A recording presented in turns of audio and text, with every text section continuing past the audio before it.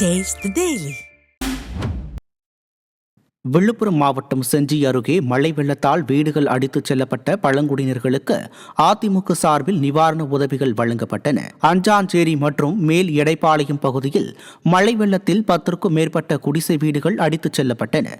இந்நிலையில் செஞ்சி கிழக்கு ஒன்றிய கழக செயலாளர் க சோழன் ஏற்பாட்டில் பழங்குடியின மக்களுக்கு நிவாரண உதவிகள் வழங்கப்பட்டது. இதில் அதிமுக நிர்வாகிகள் பலர் கலந்து கொண்டனர். நாகப்பட்டினம் மாவட்டம் வேதாரண்யம் பேருந்து நிலையத்தில் குடிமகன்கள் அலப்பறை அதிகரித்து வருகிறது. வேதாரண்யம் பேருந்து நிலையத்தில் போதை ஆசாமி ஒருவர் குடிபோதையில் தள்ளாடுவதும் அங்குள்ள கடை முன்னர் தடாலென விழுவதும் பின்னர் பேருந்து நிறுத்தும் இடங்களில் படுப்பதும் என தொடர்ந்து அலப்பறையில் ஈடுபட்டார். இதனால் பயணிகள் பீதியடைந்தனர். இந்நிலையில் அந்த ஆசாமி குறித்து போக்குவரத்து துறையினர் காவல்துறையினருக்கு தகவல் தெரிவித்தும் ஏவல் துறையினர் அதை கண்டு கொள்ளவில்லை. இதனால் போக்குவரத்து துறையினர் நீண்ட நேரம் போராடி அந்த ஆசாமியை அங்கிருந்து அனுப்பி வைத்தனர். செங்கல்பட்டு மாவட்டம் தாதங்குப்பம் கிராமத்தில் புதிய மேல்நிலை குடிநீர் தேக்க தொட்டி அமைக்க பொதுமக்கள் கோரிக்கை விடுத்தனர். தாதங்குப்பம் கிராமத்தில் 30 ஆண்டுகளுக்கு முன் வைக்கப்பட்ட மேல்நிலை குடிநீர் தேக்க தொட்டி பராமரிப்பின்றி சேதமடைந்துள்ளது. எனவே புதிய மேல்நிலை குடிநீர் தேக்க தொட்டி அமைக்க வேண்டும் என பொதுமக்கள் ஸ்டாலின் அரசுக்கு கோரிக்கை விடுத்தனர். திருப்பத்தூர் மாவட்டம் வாணியம்பாடி அருகே தலைமை ஆசிரியரை கண்டித்து பொதுமக்கள் பள்ளியை முற்றுகையிட்டனர். நேதாஜி நகர் நகராட்சி நடுநிலைப் பள்ளி ஆசிரியர் செந்தில் தளபதி கிட்டுவை தலைமை ஆசிரியர் வீட்டு வேலைக்கும் பள்ளியை சுத்தப்படுத்தும் வேலைக்கும் பயன்படுத்தியதாக கூறப்படுகிறது. இதில் மன உளைச்சலுக்கு ஆளான ஆசிரியர் செந்தில் தளபதி கிட்டு பணியை விட்டு செல்வதாக அறிவித்தார்.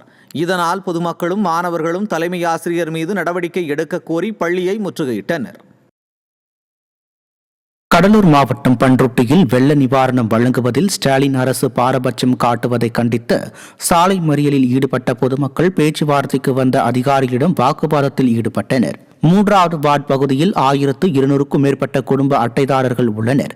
இதில் 500 பேருக்கு மட்டுமே வெள்ள நிவாரணத் தொகை வழங்கிவிட்டு மீதம் உள்ளவர்களுக்கு அரசு நிதி ஒதுக்கவில்லை என ரேஷன் கடை ஊழியர்கள் தெரிவித்ததாக கூறப்படுகிறது. இதை கண்டித்து பாதிக்கப்பட்ட மக்கள் காந்தி ரோடு பகுதியில் சாலை மறியலில் ஈடுபட்டனர். பக்கத்து வார்டெல்லாம் எல்லாத்தையும் பணம் தரதுனால எங்க ஏரியா பாதிக்கப்பட்ட பெண்கள் எல்லாம் போய் கேட்டு எங்க ரேஷன் கடையில எடுத்து கேட்டப்போ காலம் தடுத்துனாங்க. இன்னைக்கு தரேன், நாளைக்கு தரேன், 2 நாள் தரேன், 3 நாள் தரேன் சொன்னாங்க. இன்னைக்கு அது பொறுமை இழந்துட்டாங்க. அவங்க சொந்த செலவிலேயே தண்ணி பூந்து வீடுலாம் அவங்களே மோட்டர்லாம் எடுத்து வெளியே தண்ணி எடுத்து விட்டு அவங்க செலவிலே பண்ணாங்க. ஒரு ஸ்டேஜுக்கு மேல நம்ம இருக்கவங்க செய்யறோம், இல்லாதவங்க அந்த 2000 கவர்மெண்ட் கொடுக்குற காசு தானே எதிர்பார்த்து வாழ வேண்டியது இருக்கு. அட்லீஸ்ட் அவங்க சாப்பாடு செலவுக்காக வரணும்ல, எந்த ஒரு அரசாதிகாரம் கேட்கல. கரூர் மாவட்டம் குளித்தலை அருகே கிராவல் மண் கடத்திய 2 லாரியை பொதுமக்கள் சிறைபிடித்தனர்.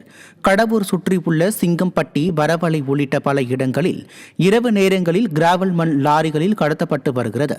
இத்தகைய கனிம வளம் குறித்து பலமுறை அதிகாரிகள் மற்றும் காவல்துறையினருக்கு தகவல் தெரிவித்தும் எவ்வித நடவடிக்கையும் எடுக்கவில்லை.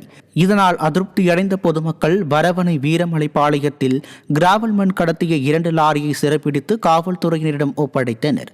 அதன் பிறகு வேறு வழியின்றி 3 காவல்துறையினர் மடக்கி பிடித்தனர்.